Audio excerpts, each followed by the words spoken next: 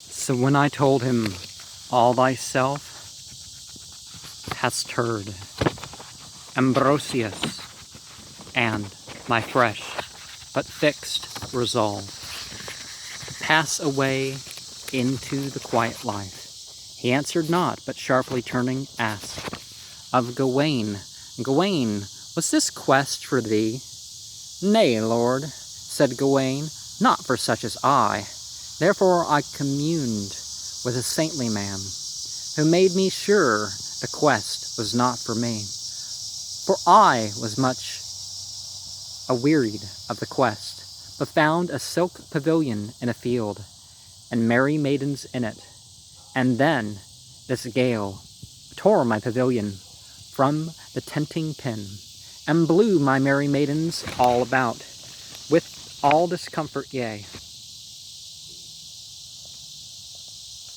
And but for this, my 12-month and a day were pleasant to me.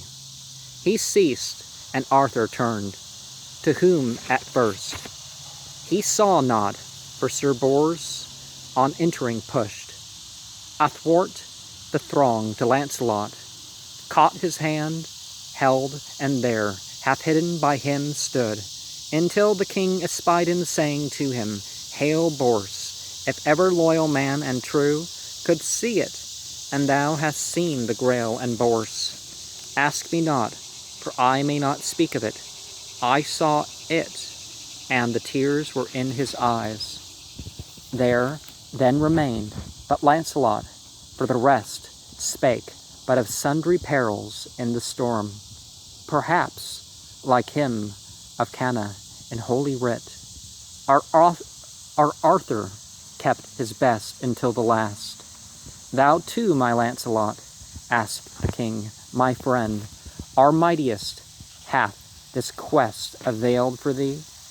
Our mightiest, answered Lancelot with a groan, O king, and when he paused, methought I spied a dying fire of madness in his eyes. O king, my friend, if friend of thine I be, happier are those that welter in their sin, swine in the mud that cannot see for slime, slime of the ditch, but in me lived a sin, no strange of such a kind that all of pure, noble and knightly in me twined and clung round that one sin until the wholesome flower and poisonous grew together, each as each, not to be plucked asunder.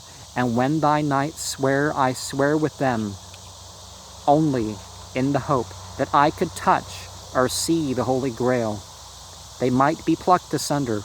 Then I spake to one most holy saint, who wept and said, that save they could be plucked asunder, all my quest were but in vain, to whom I vowed that I would work according as he willed. And forth I went, and while I yearned and strove to tear the twain asunder in my heart, my madness came upon me as of old, and with me into waste fields far away. And there was I beaten down by little men, mean knights, to whom the moving of my sword and shadow of my spear had been enow to scare them from me once. And then I came, in all my folly, to the naked shore. Wild flats, where nothing but coarse grasses grew, but such a blast my king began to blow. So loud a blast along the shore and sea, ye could not hear the waters for the blast, though heaped in mounds and ridges all the sea drove like a cataract, and all the sands swept like a river, and the clouded heavens were shaken with motion and the sound of blackening, and the sea foam swayed a boat, half swallowed in it, anchored with a chain. And in my madness to myself I said, I will embark, and I will lose myself, and in the great sea wash away my sin. I burst the chain, I sprang into the boat. 7 days I drove along the dreary deep.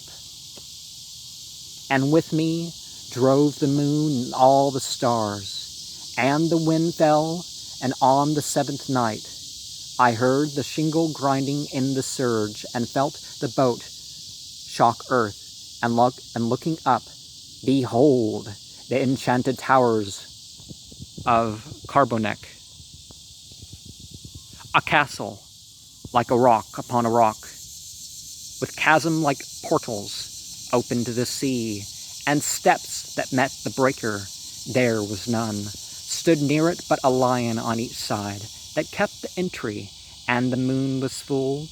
Then from the boat I leapt, and up the stairs, and there drew my sword with sudden flaring manes. Those two great beasts rose upright like a man. Each gripped a shoulder, and I stood between. And when I would have smitten them, heard a voice, Doubt not, go forward, if thou doubt the beasts will tear thee piecemeal.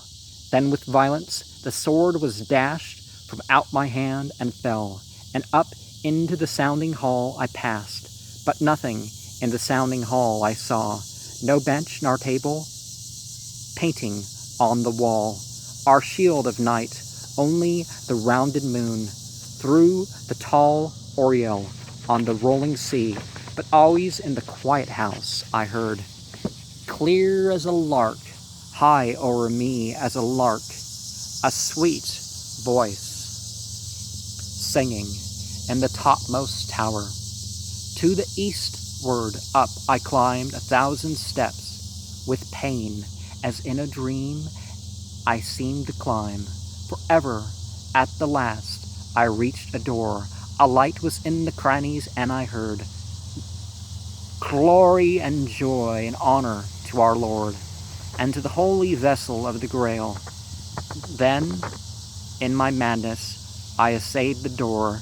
It gave, and through a stormy glare, a heat as from 7 times heated furnace, I, blasted and burnt and blinded as I was, with such a fierceness that I swooned away. Oh, yet methought I saw the Holy Grail, all palled in crimson samite, and around great angels, awful shapes, and wings and eyes. And but for all my madness and my sin, and then my swooning, I had sworn I saw that which I saw, but what I saw was veiled and covered. And this quest was not for me. So speaking, and here ceasing, Lancelot left the hall, long silent, till Sir Gawain, nay, brother, I need not tell thee foolish words. A reckless and a reverent knight was he, now boldened by the silence of his king. Well, I will tell thee, O king, my liege, he said, hath Gawain failed in any quest of thine? When have I stinted stroke in foughten field? But as for thine, my good friend Percival, thy holy nun and thou have driven men mad, yea, made our mightiest madder than our least. But mine eyes and mine ears, I swear, I will be deafer than the blue-eyed cat, and thrice as blind as any noonday owl, the holy virgins in their ecstasies henceforward. Deafer, said the blameless king, Gawain, and blinder unto holy things. Hope not to make thyself by idle vows, being too blind to have desire to see. But if indeed there came a sign from heaven, blessed are Bors, Lancelot, and Percival, for these have seen according to their sight. For every fiery prophet in olden times, and all the sacred madness of the bard, when God made music through them, but could but speak. When God made music through them, could but speak his music by the framework and the chord. And as ye saw it, ye have spoken the truth. Now if you listen to the Alfred, and if you listen to, obviously, and something of what the Vedas and the Avestan texts and the Psalms, and there's a lot of stuff that the music of it's lost in translation, and you might want to appreciate the music of it, the style, or what the style was before it was changed and otherwise degraded. And as he sawed, he has spoken truth. Nay, but thou errest, Lancelot. Never yet could all of true and noble in knight and man twine round one sin, whatever it might be, with such a closeness, but apart there grew, save that he were the swine thou speakest of, some root of knighthood and pure nobleness, whereto see thou that it may bear his flower. And spake I not too truly, O my knights, was I too dark a prophet when I said, to those who went upon the holy quest, that most of them would follow wandering fires, lost in the quagmire, lost to me and gone, and left me gazing at a barren board, and a leaner order scarce returned a tide. And out of those to whom the vision came, my greatest hardly will believe he saw, another hath beheld it afar off, and leaving human wrongs to right themselves, cares but to pass into the silent life. And one hath had the vision face to face, and now his chair desires him here in vain, however they may crown him otherwise. And some among you held that if the king had seen the sight, he would have sworn the vow. Not easily, seeing that the king must guard that which he rules, and is but as the hind, to whom a space of land is given to plough, who may not wander from the allotted field before his work be done, but being done let visions of the night or of the day come as they will, and many a time till they come, until this earth he walks on seems not earth. This light that strikes his eyeball is not light. This air that smites his forehead is not air, but vision, yea, his very hand and foot, in moments when he feels he cannot die, and knows himself no vision to himself, nor the high God of vision, nor that one who rose again. Ye have seen what you have seen. So spake the king. I knew not all he meant. And certainly there's importance in the forms.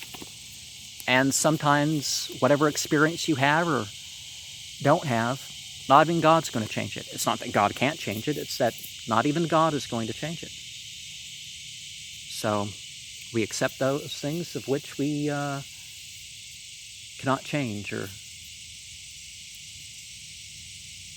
said so many different ways before, I don't know. I don't think I've ever heard the 12-step thing all at once, unless it was like on a movie or something, so